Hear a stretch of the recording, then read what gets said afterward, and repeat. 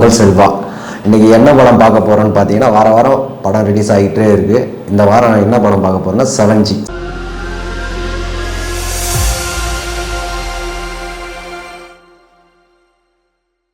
7Gனா பழைய செல்வராகவனுடைய படம் நினச்சிக்காதீங்க.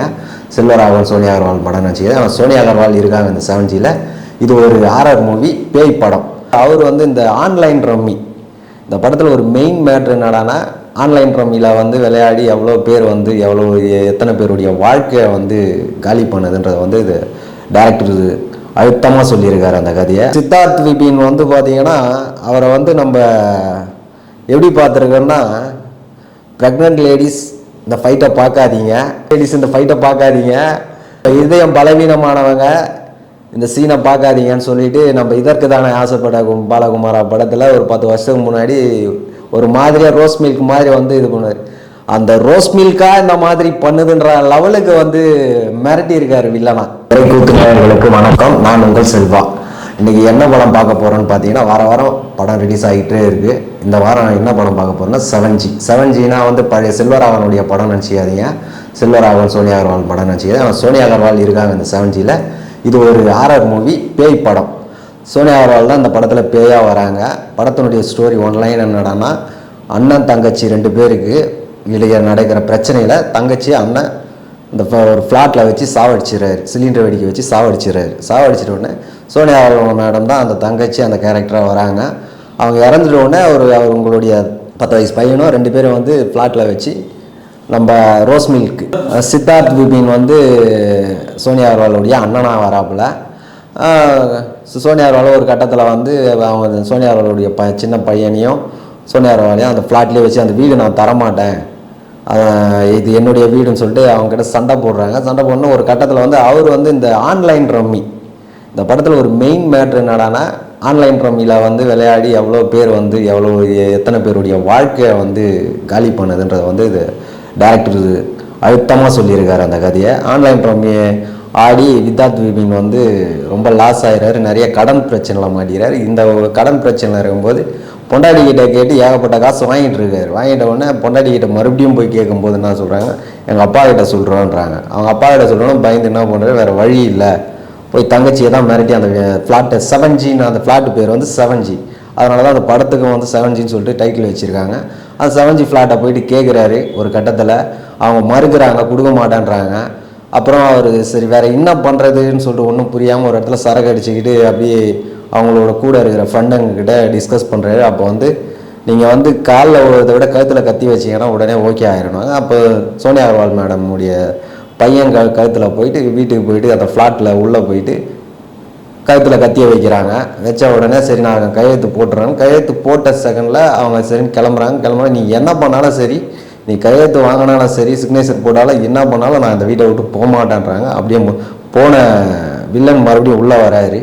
உள்ளே அவங்களுக்கு சரக்கை கொடுத்து ஒரு மாதிரியாக ரொம்ப கொஞ்சம் அந்த சீன்லாம் பார்க்குறதுக்கு ஒரு மாதிரியாக பயமாக தான் இருக்குது.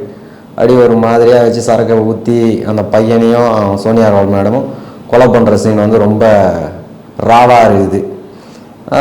2 பேரும் காலி, சிலிண்டர் வெடிக்க லாஸ்ட்டாக பழைய ஃபார்முலா தான். இந்த சிலிண்டர் வெடிக்க வச்சு சாவடிக்கிறதெல்லாம் பழைய ஃபார்முலா. ஆனால் அதை டேரக்டர் புதுசாக ஏதோ ட்ரை பண்ணியிருக்காரு. ஏதோ ஓரளவுக்கு பண்ணியிருக்காருன்னு தான் சொல்லணும். ஓரளவுக்கு பண்ணியிருக்காரு. ஒரு செத்துடுறாங்க. செத்துட்டோடனே இதில் மெயின் மேட்ரு என்னான்னு பார்த்து இடத்துல காலி பண்ணிடுறாங்க. அது அந்த ஃப்ளாட்டு 7G நம்ம வேளச்சேரியில் இருக்கிற ஃப்ளாட்டு.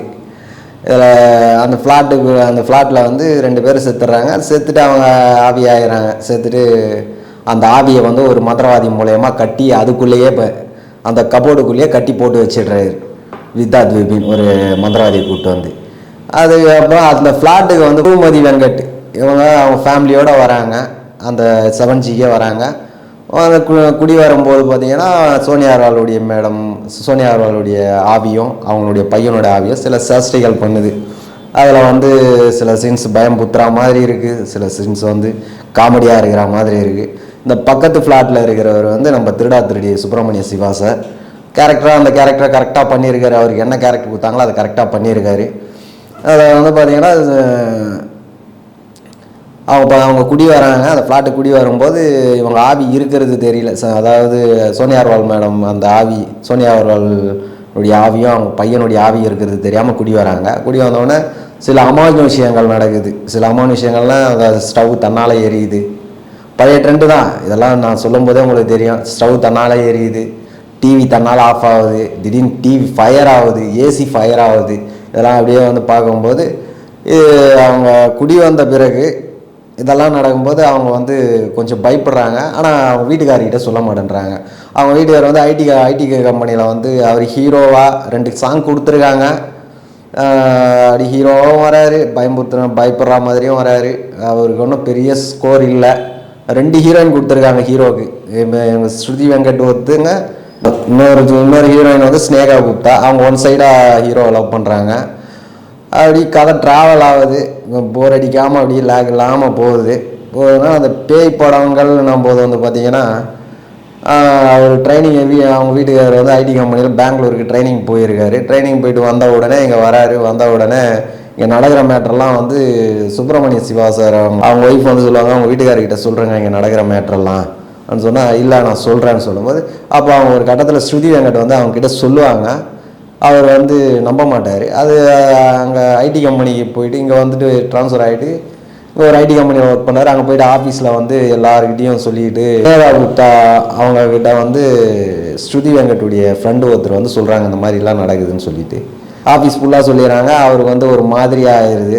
ஸ்ருதி வெங்கட்டுடைய ஹஸ்பண்டுக்கு ஹீரோவுக்கு வந்து ஒரு மாதிரி டென்ஷன் ஆகிடுறாரு. அது வந்து வீட்டில் கேட்குறாரு, என்ன தான் இருக்குது சொல்லு பார்க்கலாம்னு சொல்லிட்டு, நீ காட்டுறியாங்கன்னு சொல்லிட்டு பயங்கரமாக எமோஷனலாக வர்றாரு. அந்த சீன்ஸ் எல்லாம் ஓகே தான். படத்தில் காமெடின்னு பார்த்தீங்கன்னா பெருசாக ஒன்றும் ஒர்க் அவுட் ஆகியிருக்கா அவளையானு சொல்ல முடியல.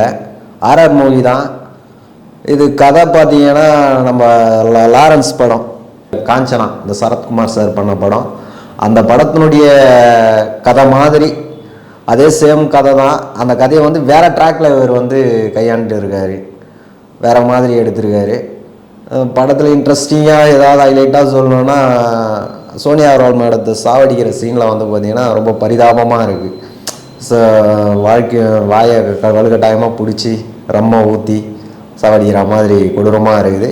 அதே மாதிரி சித்தார்த் விபின் வந்து பார்த்திங்கன்னா அவரை வந்து நம்ம எப்படி பார்த்துருக்கோன்னா, ப்ரெக்னென்ட் லேடிஸ் இந்த ஃபைட்டை பார்க்காதீங்க, இதயம் பலவீனமானவங்க இந்த சீனை பார்க்காதீங்கன்னு சொல்லிட்டு நம்ம இதற்கு தானே ஆசைப்பட பாலகுமாரா படத்தில் ஒரு 10 வருஷத்துக்கு முன்னாடி ஒரு மாதிரியாக ரோஸ் மில்க் மாதிரி வந்து இது பண்ணுவார்.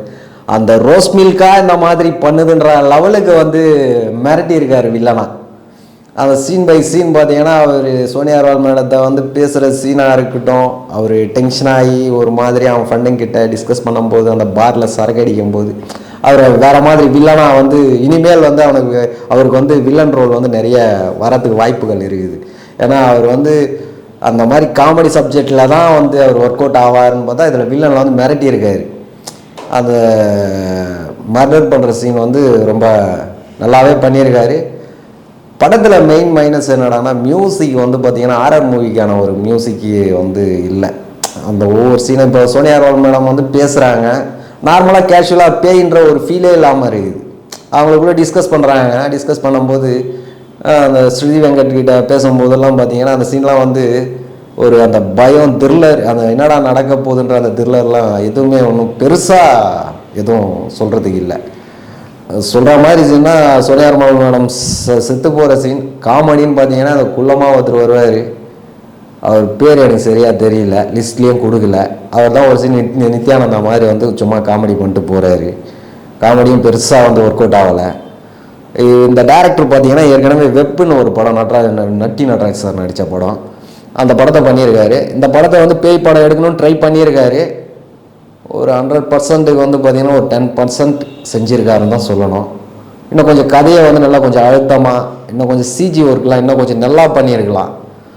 சீன் பை சீன்ஸ் பார்த்தீங்கன்னா சாங்கு 2 பாட்டு இருக்குது. நான் பார்த்த வரைக்கும் 2 பாட்டு இருக்குது. 2 பாட்டு வந்து மனசுலேயே ஒட்டலை. இன்னும் கொஞ்சம் பெட்டராக பண்ணியிருக்கலாமோன்னு தோணுது.